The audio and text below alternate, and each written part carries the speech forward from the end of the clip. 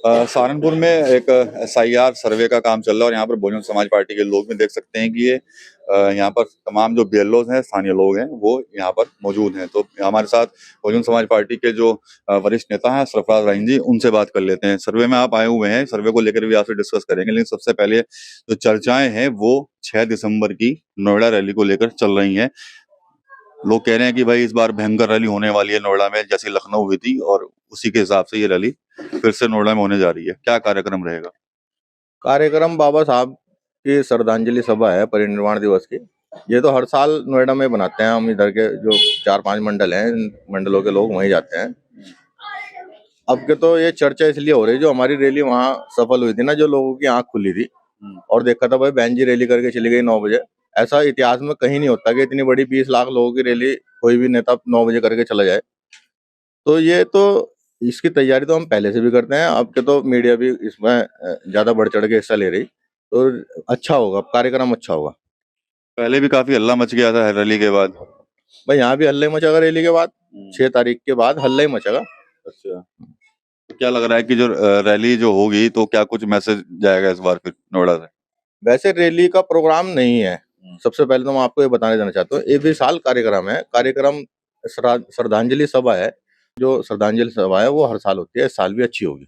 अच्छा, तो पहले भी जब लखनऊ रैली हुई थी तो बताया था कि वे पूरा ऑल इंडिया लेवल पे एक पूरा शक्ति प्रदर्शन किया गया। कहा जा रहा है कि वे पश्चिम उत्तर प्रदेश में इस बार पूरी धमक दिखाने के लिए इस रैली के चक्कर में जो भी कार्यक्रम है आपका तो क्या रैली नहीं बता रहे हो? विकास भाई, ऑल इंडिया का प्रदर्शन नहीं था वो। सबसे पहले तो मैं आपको ये बता देना चाहता हूँ, ऑल इंडिया का तो अगर बहन जी ने प्रदर्शन कर दिया तो ये सारे शहर जाम हो जाएंगे। जो जितने भी देश के बड़े छोटे शहर हैं सब जाम हो जाएंगे। बहन जी ने सिर्फ और सिर्फ उत्तर प्रदेश की रैली की थी, वो इसके अलावा कहीं का कोई आदमी वहां नहीं था। तो ये उत्तर प्रदेश की रैली थी। उसी रैली में जो जितने भी लोग गए, 9 बजे तक आप देख लो कितने पहुंच सकते हैं। लेकिन फिर भी लखनऊ में कहीं जगह नहीं थी। हम तो लखनऊ में मौजूद थे, 1 दिन 2 दिन पहले चले गए थे हम।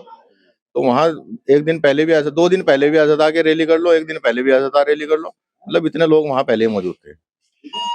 रजनी सुजाला जब भी हैं पर ये बताइए कि जब लखनऊ रैली हुई थी उसके बाद से पूरा सहारनपुर के अंदर जो तमाम जो आपकी टीम के लोग थे वो लगातार एक्टिव थे, लोगों को गाइड कर रहे थे, भाई चलना है, पहुंचना है। तो क्या तैयारियां हैं इस बार? इस बार भी इसी तरह की तैयारी है, जैसे कि तैयारियां माननीय बहन जी की गाइडेंस होती है, उसी तरह की तैयारियां है। हर विधानसभा से और क्या नाम प्रत्येक विधानसभा क्षेत्र से लोग जाने का काम करेंगे। और जिस तरह से पार्टी के लोगों को, हम सब लोगों को माननीय बहन जी की तरफ से दिशा निर्देश आया है, उसी तरह से हम सब लोग चलने का कार्य करेंगे। अपने संसाधनों से, अपनी गाड़ियों से, अपने अपने जो लोग अपने सभी लोग यहाँ पे, ऐसा तो होता नहीं कि भाई सब लोग क्या नाम किसी कोई धंधा सेठ या कोई, सब लोग अपना चंदा इकट्ठा करके अपने संसाधनों से जाते हैं सब लोग।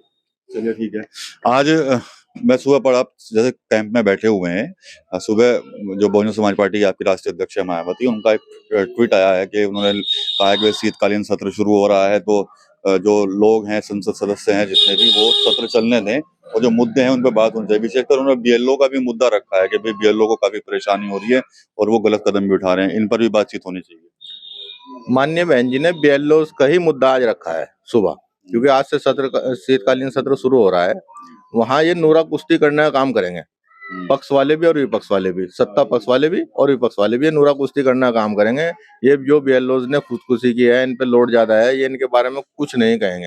ये सिर्फ वहाँ चर्चा करने के चक्कर में, चर्चा तो करेंगे नहीं। माननीय बहन जी ने कहा कि सुकून से चर्चा करो, इनका समाधान निकाल लो, जो भी हल निकले इनका हल निकाल लो, क्योंकि ये जो इन पे जो दबाव है, दबाव इनका कम करो, कोई रास्ता ऐसा निकाल लो। तो माननीय बहन जी जो नीचे के जो दलित, शोषित, वंचित, मुस्लिम, ये जो पिछड़ा वर्ग के लोग हैं, इनके बारे में बहुत सोचती है। और जो छोटे स्तर पे नौकरी कर रहे हैं, बीएलओ की कोई ज्यादा तनख्वाह नहीं होती, 5,000 रुपए इनकी तनख्वाह होती है। उससे क्या गुजारा हो रहा है बहन जी? तो अगर बहन जी भी सरकार में आ गई तो हमें इतना कॉन्फिडेंस है कि इनकी पहले पक्की नौकरी करेंगे। तो बहन जी तो जो नीचे के लोग हैं इनके बारे में सोचते हैं, जो लोग काम कर रहे हैं उनको उनकी मेहनत मिलनी चाहिए। तो बहन जी ने आज यही स्पष्ट किया है अपने उसमें ट्वीट में कि संसद में तुम हंगामा न करके इस पे चर्चा करो, इसका समाधान करो। अच्छा, जो सर्वे चल रहा है एसआईआर का, तो क्या कुछ समस्या आ रही है लोगों को? क्या कुछ कहना चाहेंगे? अब तो वैसे भी चुनाव आयोग ने थोड़ा समय बढ़ा दिया है। समस्या तो देखो आएंगी, 7 दिन का समय, कोई समय इतना कोई नहीं होता। समस्या तो इन्हें कम से कम 6 महीने का इन्हें टाइम देना चाहिए था। जो 1 महीने का टाइम दिया तो ये तो इन्होंने जुल्म किया। अब ये जुल्म अगर कर रहे हैं दूसरों पे, तो ये भी जुल्म सहने के लिए तैयार रहे हैं। इनका भी टाइम आएगा। अच्छा। हाँ, इनका भी जुल्म सहने का टाइम आएगा। अब लोग जाग चुके हैं, बहुजन समाज पार्टी की तरफ को देख रहे हैं, क्योंकि ये इन्होंने गठबंधन करके लोगों का बेवकूफ बना लिया कि हिंदू इधर हो जाता है, मुस्लिम इधर हो जाता है। तो अब के लोग समझ चुके हैं, बहुजन समाज पार्टी के साथ मिलकर काम करने का काम करेंगे, क्योंकि plus vote Bahujan Samaj party पे और लोग हमारे साथ जुड़ने का काम कर रहे हैं। ये मुस्लिम समाज के लोग हैं, सब बहुजन समाज पार्टी के साथ यहाँ से इन्होंने कहा कि भाई जब आप लोग हमारी इतनी मदद कर रहे हैं तो हम आपके साथ हैं।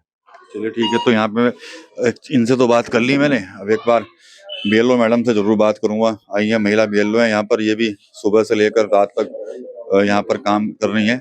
ये दिक्कत तो नहीं आ रही है कोई काम करते हुए? नहीं, कोई परेशानी नहीं है, हम आराम से काम कर रहे हैं, क्योंकि हमारे साथ हमारे एरिया वाले सब सहयोग कर रहे हैं, यहाँ के सब भाई बहन अपने साथ काम कर रहे हैं और एरिया में से निकाल के भी लेके आ रहे हैं। काम अच्छे से चल रहा है, कोई ऐसी परेशानी नहीं हो रही, लेकिन कम टाइम की वजह से थोड़ा सा लगता है कि भाई जल्दी काम हो जाए तो ज्यादा बेहतर रहेगा। दबाव तो नहीं महसूस कर रहे हैं आप, कोई प्रेशर? नहीं, ऐसा कुछ नहीं है, काम करने वाले के लिए कोई दबाव नहीं लगता, ना ही कोई प्रेशर लगता है, क्योंकि जब हमने ठाना है कि हमें काम करना है तो हम चाहे कितना भी टाइम लगा के काम करेंगे, हम काम करेंगे। अच्छा मैडम, ये बताइए कि कुछ बीएलओज ने गलत कदम उठा लिए काम का दबाव बताकर, तो क्या जो लोग ड्यूटी में लगे हुए हैं उनको कोई मैसेज देना चाहती हैं आप? जैसे आप तो कह रहे हैं भाई दबाव नहीं है कोई, और काम करेंगे तो हो ही जाएगा।